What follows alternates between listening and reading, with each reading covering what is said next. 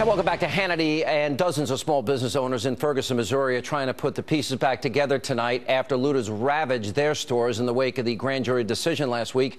Tonight we have obtained more exclusive footage, this time inside one of the local stores, the Delwood Market. And as you can see there on your screen, you have hordes of cowardly looters breaking into the boarded up store, grabbing everything they could. Now some even jumped over the counter, stealing lottery tickets and cigarettes and everything else they can grab their hands on. Now tonight the owner of the store needs your help.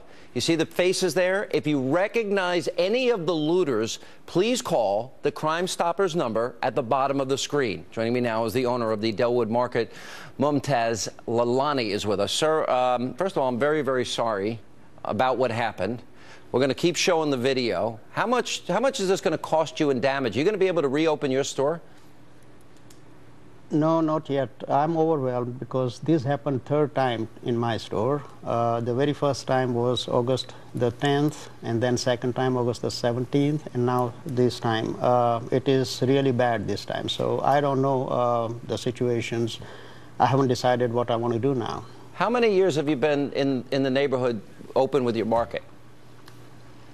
I've been in this business for 25 years, nice neighborhood, but this last incident has really changed my mind, that it is no longer safe or nice neighborhood, which I used to know. When you look at this video, are there people that you recognize as customers that went into your store? Some of my clerks, they recognize some of those. They talked to the police officers last time also, but nothing has happened since then. So in other words, you had video where you could identify people last time and the police didn't do anything? No. Yeah. Now, I had the police chief on last night, and the police chief said to me that they're going to take this videotape and they're going to go after everybody that they can identify. Do you want them to prosecute the people that are destroying your 25 years worth of work here? Do you want them arrested? Do you want them charged? Sure. I mean, people have to pay the price of what they did. Yeah. And I will believe when I see that. Yeah. So 25 years of your life, I mean, I'm stunned. How much have you been able to put an estimate on the damage this time and then the damage the previous two times? How much did this cost? All of this looting and madness. It is not only the dollar amount; it's just the psychological effects that I don't feel safe anymore in my own neighborhood where I used to be doing my business for the last 25 years. So the dollar amount, each time they hit my store, it runs into between $50,000 and $100,000. Yeah, and I'm sure. Look, you're not dealing with a very high margin business.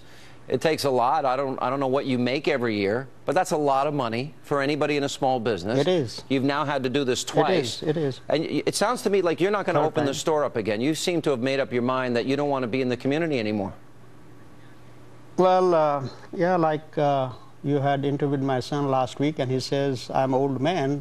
He might be right. I'm too old to, face those kind of problems all the time. So, yeah, I'm planning to get out from this. As you watch this video, what are your thoughts? This obviously has nothing to do with Michael Brown. This is just people taking advantage of a situation. This is a mob looting and with total disrespect. Yes. Lawlessness run amok. It is. Are you mad at the police that they weren't there, or do you understand they were busy? The thing is that, this time, Governor promised that there will be National Guard and we will be taken care of secure, which I was very much disappointed. But, I mean, all they had to do is, if they had one police guard or National Guard Humvee parked right in front of each store, there are about 20 or 30 stores, they could have prevented these things instead of they had all these 200 cars guarding the police stations and those kind of things. I mean, they did everything wrong from the beginning to the end. The governor, there's no excuse. He brought up the National Guard, he called them up, and then he never deployed them. Unbelievable. I'm very sorry of what has happened to you here. You didn't deserve this, and I wish you the best of luck.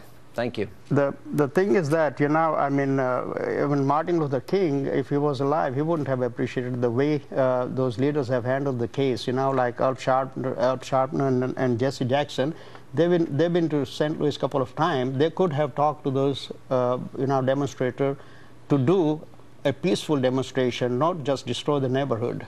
Yeah, sad, very sad. Thank you, sir, for being with us. I'm sorry about what happened. Thank you. Coming up next on this busy news night tonight on Hannity.